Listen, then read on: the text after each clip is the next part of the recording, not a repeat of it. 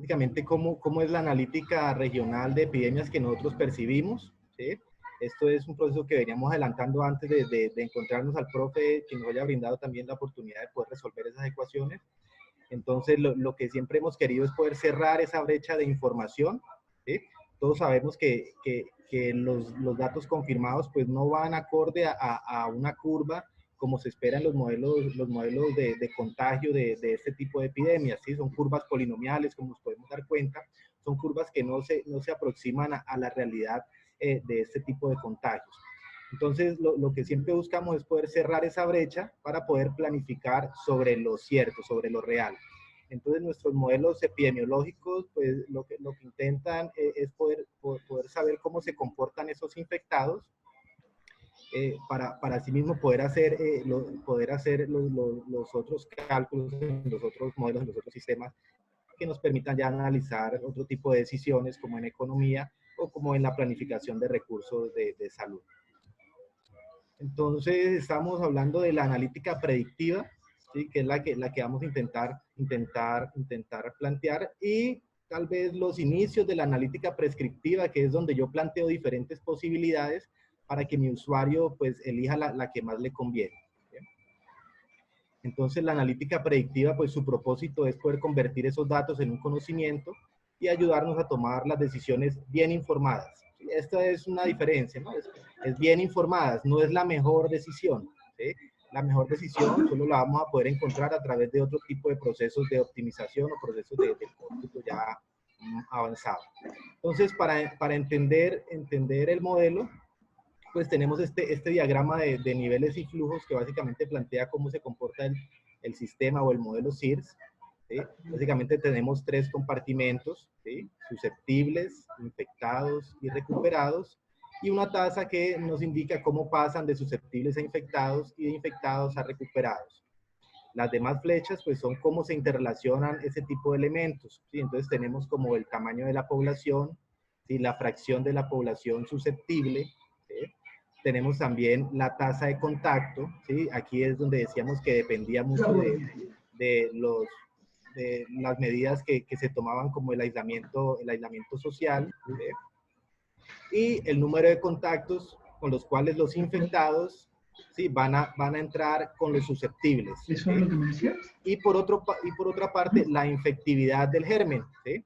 Aquí podemos darnos cuenta que hay factores que dependen de la población, hay factores que dependen de la persona, ¿cierto? También de la persona y del germen, ¿sí? Del germen. Y tenemos también otros factores que son como la tasa de recuperación. Hace un momento en el chat hablaban de si íbamos a tener en cuenta los reinfectados, si estas personas en realidad se recuperaban y generaban inmunidad o no. Sí, yo planteaba de que pues eso es incierto, pero lo que sí se sabe es que estas personas pueden infectar. O sea que yo creo que aquí podríamos relacionar, algún porcentaje de esta cajita se podría relacionar con los susceptibles porque ellos pueden infectar. La cuarentena después de que se pasan los síntomas dura 2 semanas más. Entonces, esos serían como detalles para ir teniendo más adelante en cuenta a medida que el modelo vaya siendo más preciso. Tener en cuenta entonces, bueno, listo, entonces vamos estas son las ecuaciones, ¿sí? Son ecuaciones sencillas. Generalmente esta última ecuación se podría obviar porque simplemente es una tasa por una variable que ya tenemos acá, entonces con estas dos variables podría uno hacer la mayor parte del análisis. Aquí tenemos entonces como la representación para el Huila. Sí, tenemos 1.1 millones de habitantes. Estos habitantes pues se consideran los susceptibles porque es primera vez que el virus se introduce en la población.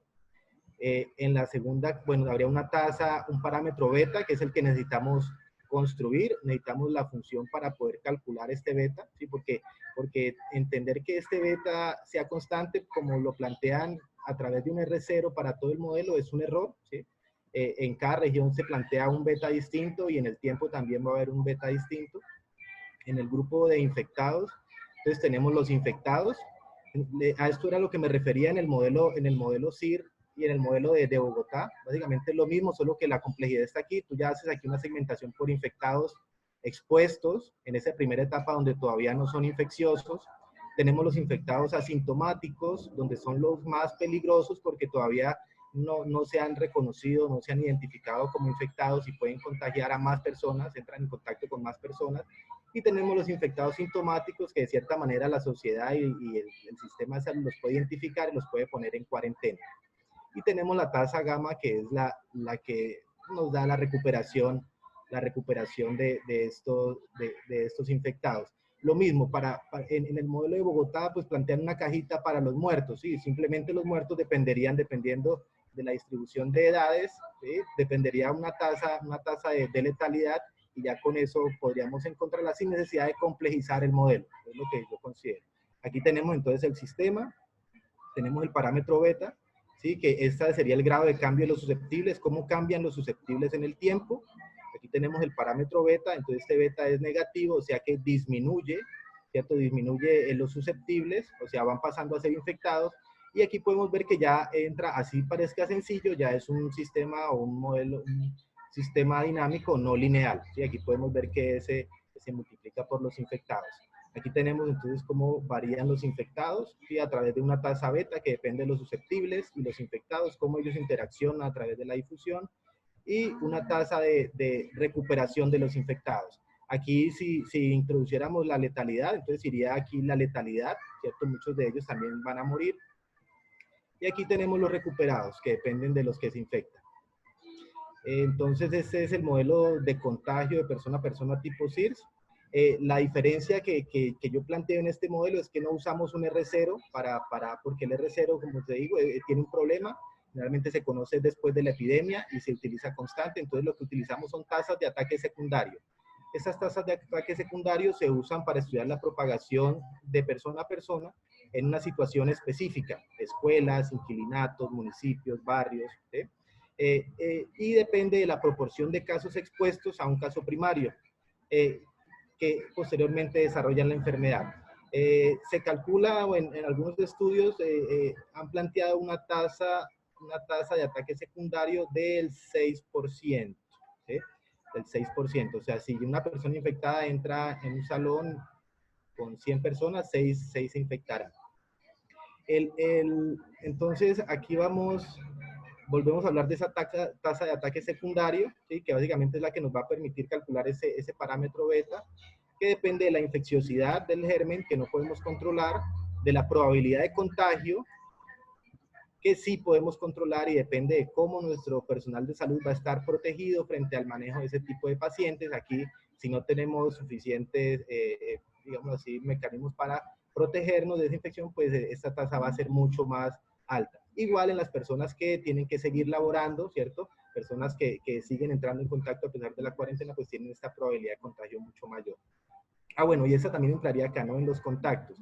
Eso también depende de las políticas, ¿sí? Estos contactos se disminuyen a medida que se cierren, digamos así, las escuelas, y también se persista el aislamiento preventivo. Entonces, lo que podemos observar es que de esta manera se calcula el R0, ¿sí? En el modelo clásico, y nosotros planteamos calcularlo de esta manera, ¿sí? Específicamente para regiones, específicamente para lugares. Entonces está para la casa, ¿cierto? La casa, cómo es esa tasa de ataque secundario en esa casa, por el número de contactos que tienen en esa casa, más, ¿cierto? La tasa de ataque secundario en la comunidad, por el número de contactos que tienen en esa comunidad. Debido a la capacidad de cómputo que tenemos, pues esto lo podemos hacer una sumatoria dependiendo de los datos que tengamos. O sea, esto no sería la complejidad. Y así sí podríamos determinar esa variabilidad del R0, porque cada región pues tiene una distribución distinta. Entonces pensamos que ese parámetro beta, que es esa tasa de contagio, es función del área, el número de habitantes que hay, si la procedencia es rural o urbana, la ocupación, que es muy importante, el estrato socioeconómico, número de pruebas realizadas.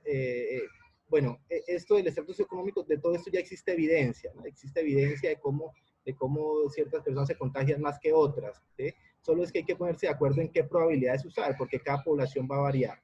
Y lo otro sería el número de pruebas diarias realizadas. Aquí está nuestra capacidad diagnóstica, ¿sí? Si no tenemos un número de pruebas diarias suficientes para nuestros sintomáticos, pues esa capacidad de contención va a ser disminuida, y eso nos va a aumentar ese R sub 0 o ese beta, ¿sí?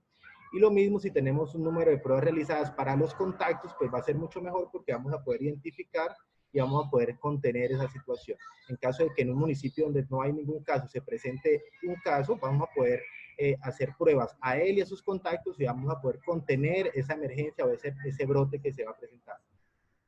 El parámetro alfa, pues es un parámetro que depende, que es la tasa de recuperación y es una función que depende de la edad y de la severidad también. Entonces quisimos hacer una simulación para la situación actual del Huila, ¿sí? En caso tal de que se suspenda la cuarentena se suspendan las intervenciones en salud que tienen que ver con el aislamiento preventivo. Entonces hicimos una simulación para el día de hoy, hicimos una suposición de 364.408 susceptibles, ¿sí? 64 infectados en la ciudad de Neiva, 23 recuperados, ¿sí? Y utilizamos una tasa de contacto de 20 personas al día. ¿Sí? Esa generalmente es un poco más, pero supongamos que sean 20 al día. Y la probabilidad de contagio es 0.01, que es el parámetro que está usando el modelo de Bogotá. Entonces usamos este parámetro y corrimos el modelo. Básicamente en cuestión de segundos pues tuvimos ya este tipo de gráficas. ¿Sí? Aquí podemos ver cómo se comportan los susceptibles, cómo disminuyen. La curva roja son los infectados y este de acá son los recuperados. Aquí tenemos los infectados, cómo va a haber un pico. ¿Sí? Un pico de que si no se hace nada en esa población podría llegar a más de 8.000 diarios, ¿no? En un día. ¿Sí? Eso es lo que plantean los modelos. Hay que ver que estos son modelos supuestos, no se acercan a la realidad. Pero eso es lo que plantea el modelo si no se hiciera nada. Si el R0 fuera de 2.5, esa sería la curva de incidencia. Esa sería la curva de prevalencia y aquí la letalidad. Entonces, ya él también nos arroja las gráficas, pero también nos arroja cálculos, ¿no? Entonces nos dice que para el día 60 a partir de hoy, ¿cierto? Los susceptibles serían el 76%, los infectados ya serían un 13% y los recuperados un 9%. Y según nos mostraba la curva, ¿cierto? Creemos que la epidemia o ese brote duraría más o menos 120 días.